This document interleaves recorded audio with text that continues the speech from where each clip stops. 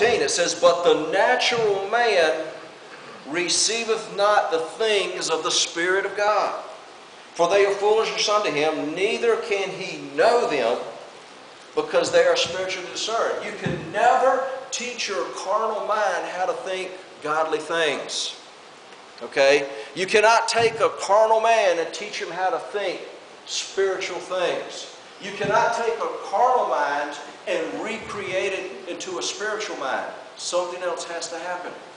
Remember, Paul said, the carnal man cannot be subject to the law of God.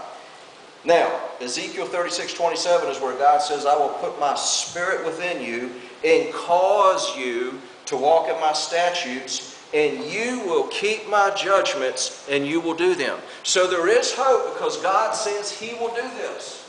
God says He is the one that will cause us to walk in godliness. He is the one that will cause us to walk in true holiness. But it is a work that God will do. Now, what happens to the old man? Where is it? Galatians 2:20, it says, "I am crucified with Christ. Nevertheless, I live, yet not. But who lives in us? It is Christ that lives in us."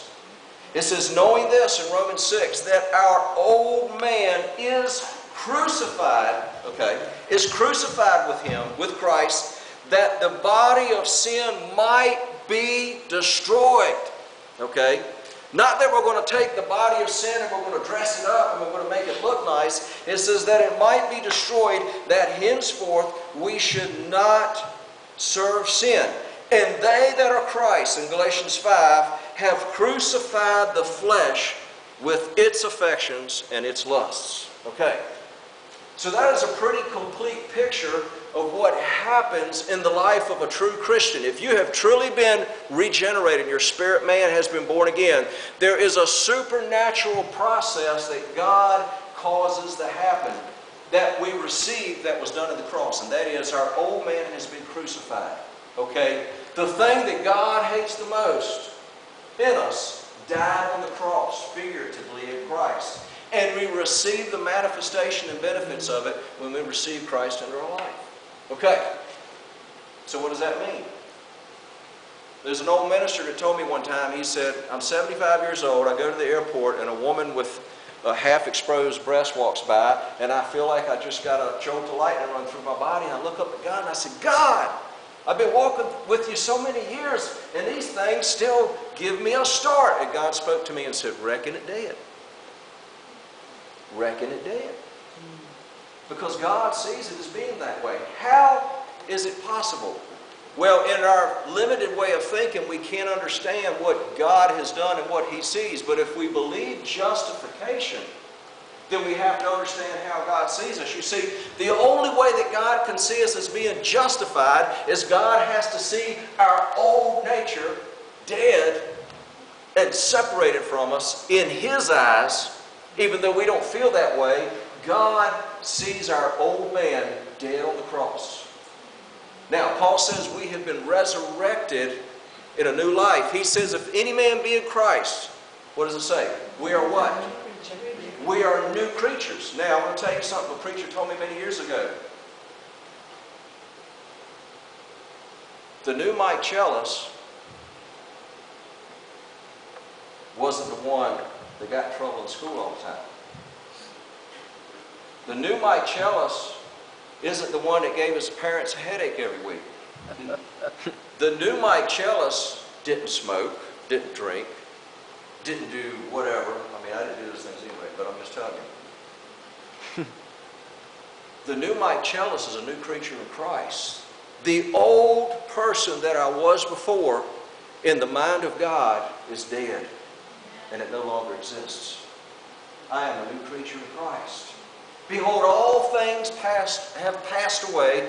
All things have become new. Okay, so if we start there with our salvation experience, we understand the way God sees us. Okay, this is the way God sees us. It doesn't matter how you feel. It doesn't matter what you did yesterday. It doesn't matter about the argument you had with your wife or with your husband. what is important is how is God seeing us and what is our true identity in Christ. That's what we have to get to. Okay, so my true identity, starting with my salvation experience, is my old man is dead. Okay. Why? Because the old man can never please God.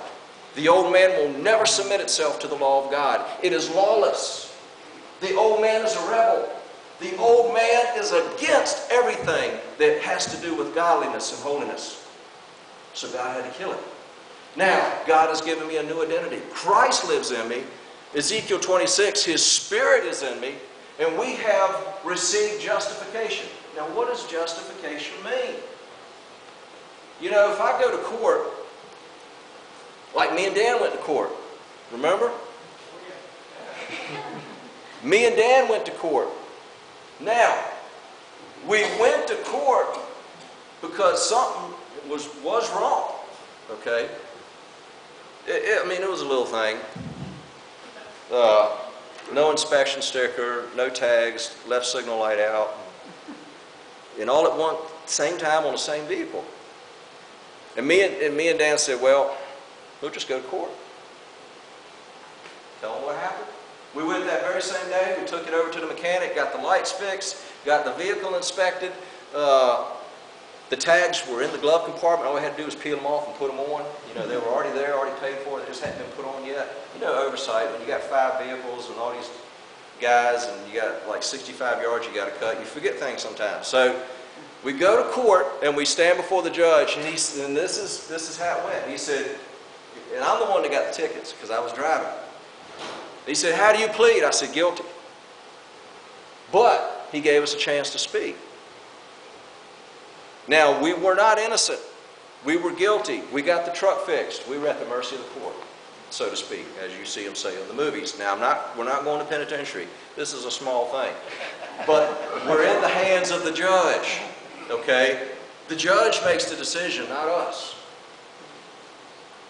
I mean, we're guilty. The police officer is standing there. He wrote the tickets and he explained what happened, and we agreed with the police officer.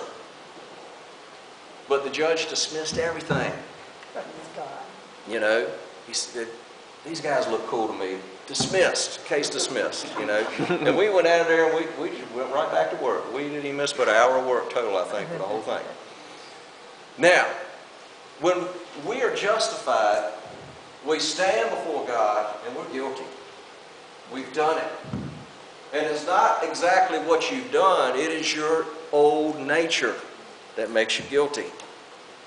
It is you. It is who we are. It is who I am. And we stand before God and we cannot say anything. We're at the mercy of the court. And God says, I dismiss the case against you. You can go free. That's justification. Now, I know you know all of this, but I'm trying to go through this to illustrate what I'm trying to teach today. Now, so, what does legalism say? Legalism says, well, the better I behave and the more rules I submit myself to and the more rigid my lifestyle, the more God is going to be pleased with me. No, God cannot be any more pleased with you than the day you receive Jesus, because He's justified you that day and that second. It is a finished work. God has already dismissed your case. Okay? You know, when we talk about Judgment Day and we talk about Psalm 5 says one thing that's really simple, but it's very important. I wrote it down this morning. It says, therefore, the godly shall not stand in the judgment, nor sinners in the congregation of the righteous. Now, there's two things. There's two places we can be. We can be in the congregation of sinners, and we can be under judgment, or we can be in the congregation of the righteous. Now, I don't know about you, but I want to be on the side where I'm not going to be judged. Okay?